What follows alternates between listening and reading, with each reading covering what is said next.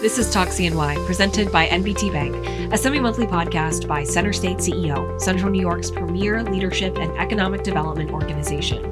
Join us as we meet the people and explore the projects driving the regional economy forward. This is Talk CNY, presented by NBT Bank. I'm Katie Zolkowski, Director of Communications at CenterState CEO, and your host of Talk CNY. CenterState CEO's Tech Garden expansion project would not be possible without the Central New York community. From local and state elected leaders to regional business owners, all of this support is essential to achieving our vision. Today on Talk CNY, we're joined by one of those supporters, Tony Baird, President and CEO of Tony Baird Electronics. So Tony, thank you so much for joining us here today. Thank you. Thank you for having me. Of course. So you are a former Tech Garden tenant. So if you could take us back a little bit and tell us, why did you choose the Tech Garden in the first place? What was that like kind of entering that space?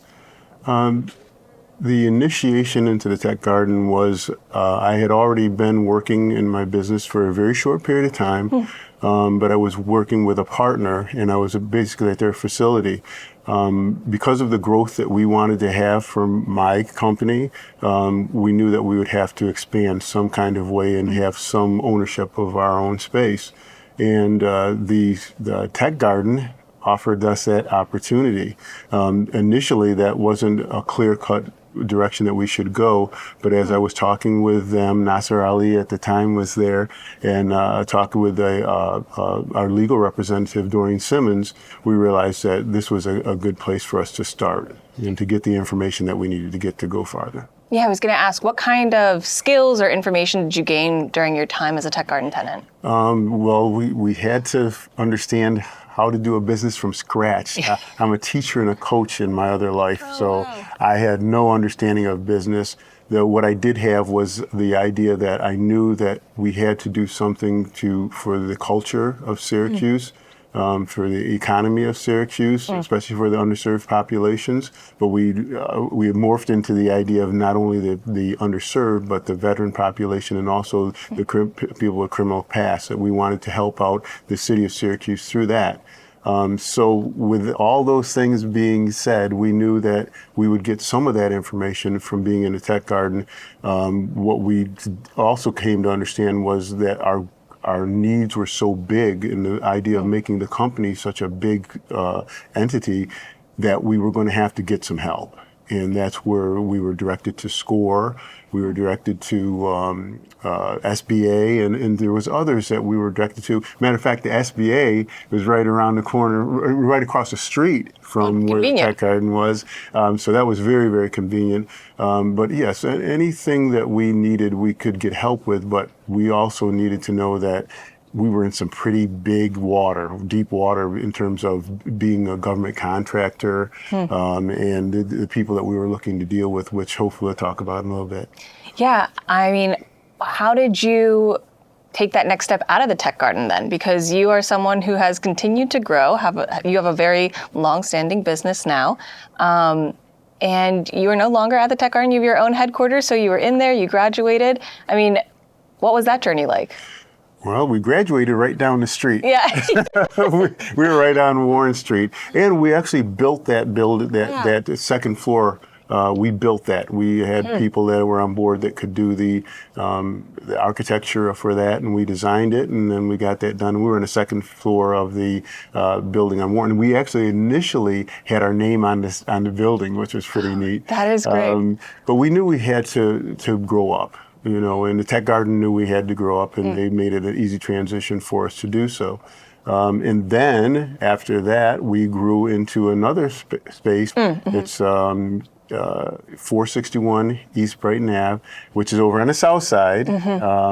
We grew into that space, which is a 60,000 square foot facility. Wow. But we were already working with the people that had that facility. We're already working with them to build cables and wire harness assemblies, which is what we started out doing. Yeah. Interesting story with the Crew Duke program that we first started out with SRC. That was what we were. That was the manufacturing with the partner that we had.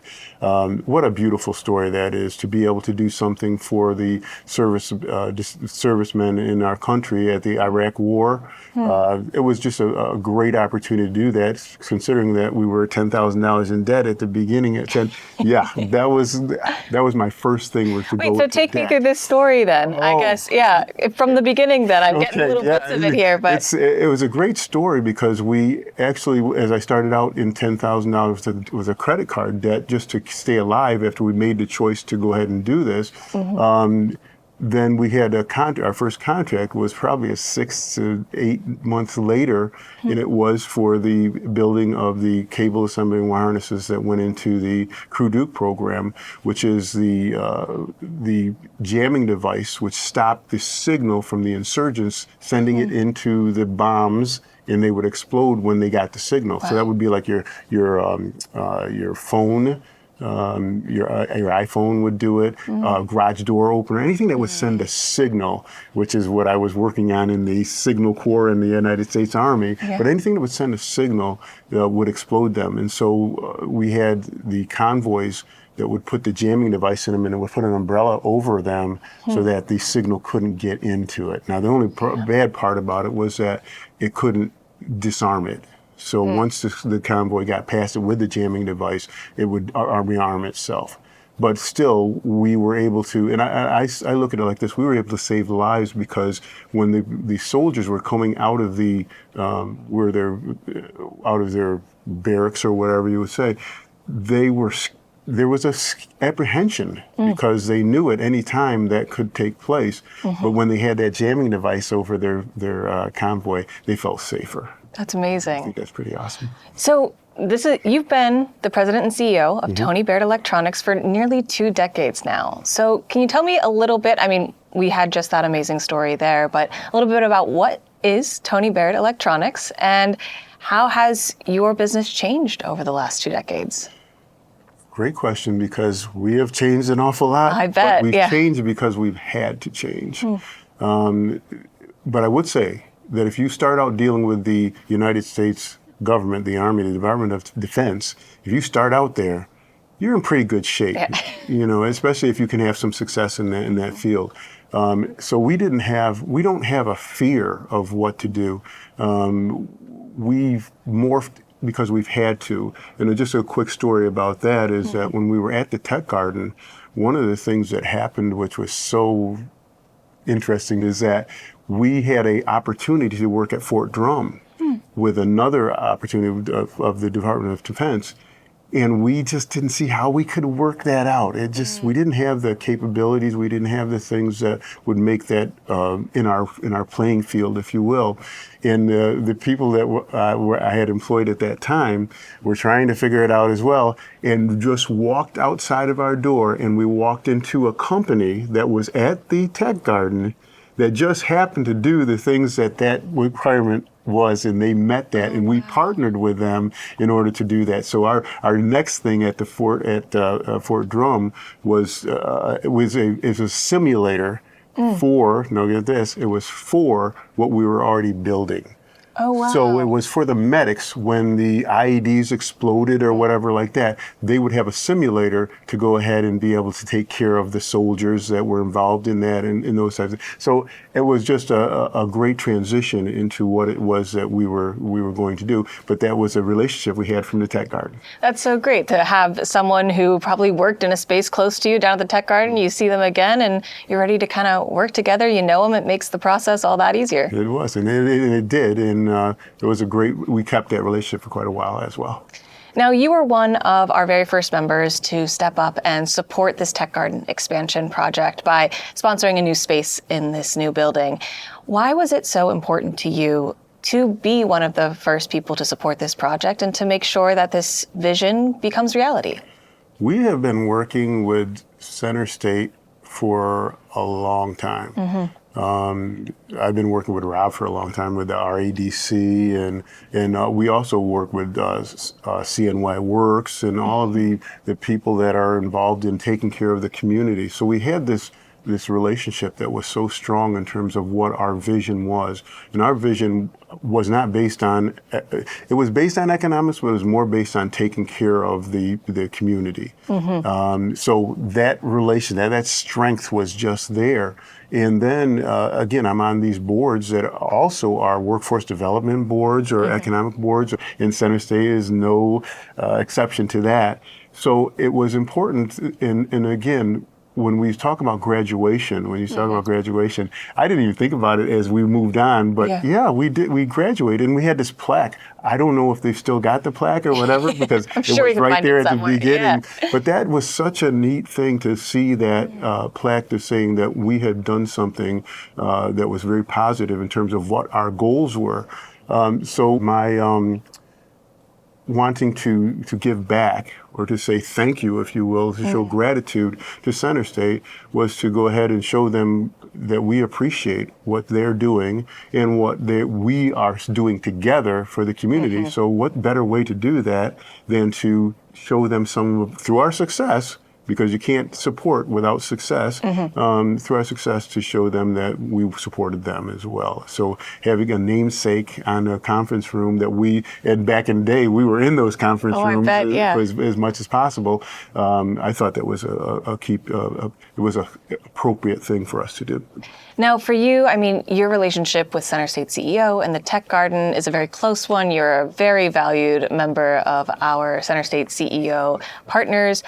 I mean, what would you say to other businesses and other leaders in the area to support the Tech Garden? Why should they support the Tech Garden project? I would say very clearly that I believe that one of the things that people associate with is success. We are in I would say we're looking to do probably between 13 and $15 million in revenue this year, which started out with very, very small amounts back in the day when CenterState, we sort of were under their wing in terms of being in their facility and having their support. So I thought it was very important that that people that outside of this CenterState and outside of Tony Baird Electronics get to see what happens when you are dedicated to something. And I think one of the things is, yes, you can say that there's prosperity involved, but I think there's also longevity involved. How do you stay involved in something for a long period of time? Well, you've got to be involved with the right people, the right entities to do that, the right support groups to do that. I love being on the board for CenterState. I've been on the membership committees. I've been on I'm currently on the governance committee. And you just keep yourself in those circles. And when you do, something good's going to happen. And what I would give to those people that are looking to be part of a successful business, first of all, they have a goal. What is your goal for doing that? If it is to make money, I'll tell you that. It was better than what I had at the beginning because I didn't think about money at all, and you have to. You have to be involved in the idea. Business can't survive without having support financially. But I think the big thing is having a goal to do something that's bigger than who you are and what you are. And I felt that that's where I was supportive with CenterState, that we had that same kind of goal of doing something that was bigger than ourselves in the community. And I think we're going to accomplish that. And we can see the growth already in the community. We can also see it, I believe, in CenterState, and we can also see it in Tony Baird Electronics. We will have more with Tony in just a few moments here, but first a quick word from our presenting sponsor, NBT Bank. I would recommend NBT Bank to any business. My name is Chris Palomino, and I'm the president of Atlas Fence. Chris had decided to purchase Atlas Fence from the previous owner. He had previous connections at NBT Bank. NBT Bank provided me equipment financing, doubling our entire production workforce. It's important to me as a business owner that the decisions of our banking relationship are made locally.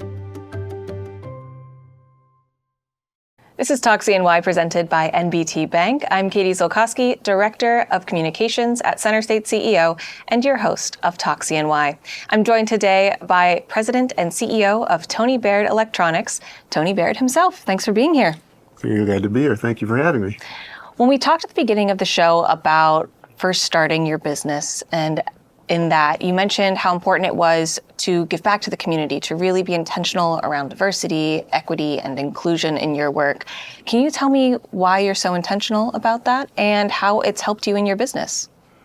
Yes, that is a great question, and I look to support it, but it's really interesting that I have started out when I first got out of the military. It was in the Army. And I started out with teaching out in the rural society, and then I came into the city, and I looked at the rural and the city, and I realized there was a difference. And I was coaching at the time, so I would be coaching against the teams, and I would see obviously there was a difference because of the diversity or lack of diversity in this rural and diversity into the city. And I realized that some of the things that I was seeing back then were some of the things that were problematic in the city school districts that I was now involved with, and I wanted to at least look at that and say, well, what is that difference and what can we do about it? Well, if what I found out was the difference mostly was the way people thought about things. And one of those things that I looked at was they were thinking of things in terms of, I felt, was the economy. What was the difference between there and here was the economy. And so when I realized that and then had the opportunity to do business in the community, I realized that's one way to affect the economy. And so what I did was I accepted, they didn't think I was going to accept it, the opportunity to go into business. And now we must digress a little bit on that because one of the reasons that I was even put in that position was because of the mandates that you have in the business community, which I thank the state government for that, putting those things in place. And that is as a service disabled veteran company and also as a minority business. But what I realized was if I'm going to take care of these situations or the diversity in what's taking place, if I'm going to do that, then I have to be successful in the business realm as well. And so I said, no, we're not going to just take advantage of the mandates that are there. We're going to also be a quality business so that we can not only help the diverse populations, but we can also give them an example. We can show them how to do things. And it's not just to take what's been given out there, put in there in place and whatever, but it's to do a good job at what it is that you do, to be that example. And I think we've done that pretty well. But that was my whole idea, was to make that inclusion part of it so important in the community that we could have more people coming in from the south side, which where we're located right now, from the west side, for wherever it is that the populations were that were struggling, and it did have a racial tone to it, to be an example for them. Now, this new space of the expanded tech garden aims to be a space where people from all walks of life can feel comfortable and access resources. So what would you say to someone who might have some entrepreneurial aspirations, but might also be a little bit hesitant about accessing those resources? Don't. Don't, because again, I can be, and then having our namesake in there is one way that I can support that and they can look at it. And even CenterState can utilize that and say, look, so you can see something that's taking place. But also that if I'm there or whatever, or asked to be there, I've been asked to speak at certain places, that they can hear what I have to say in terms of what they can do and the growth that they can have.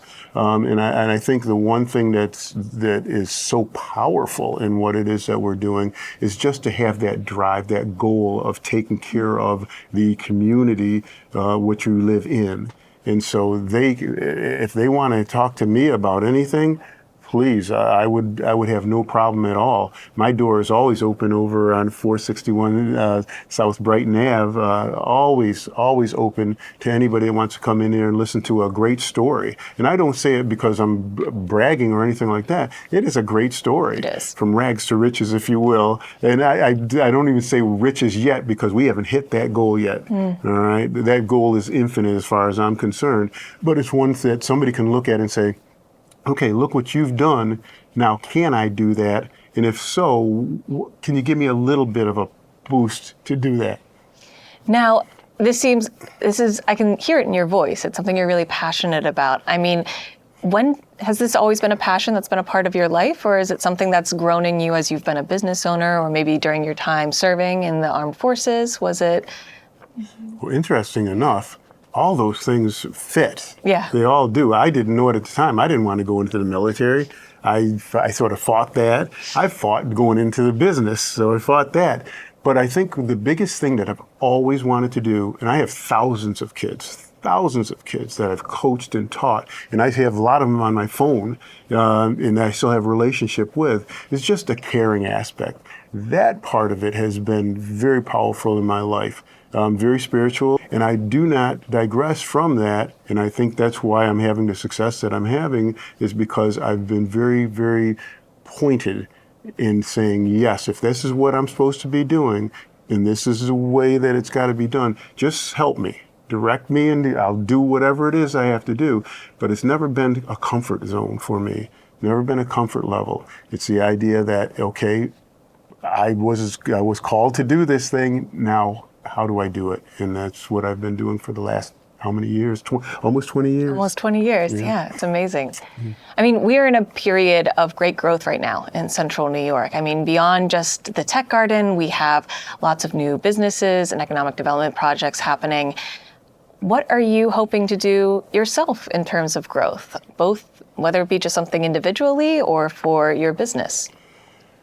We, as I said earlier, there's no limitations on it. I tried that one time. I tried to, because they say sometimes if you can't put a limitation or a number on it, if you can't measure it, how can you do it?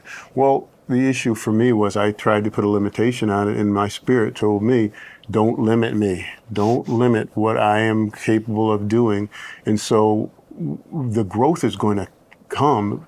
And if you look at Micron, for instance, we don't know what we're going to be doing with Micron, but we know there's nothing small coming from Micron. We know that. So I just don't think there's a limit or a number that we can put on this thing and say, this is where you're going to be.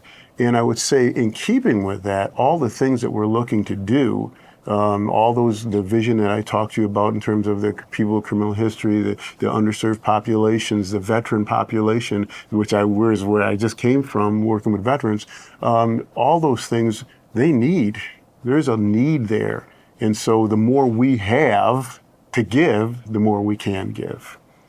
We are winding down the year here, just about to enter 2025. So what is something you are looking forward to next year?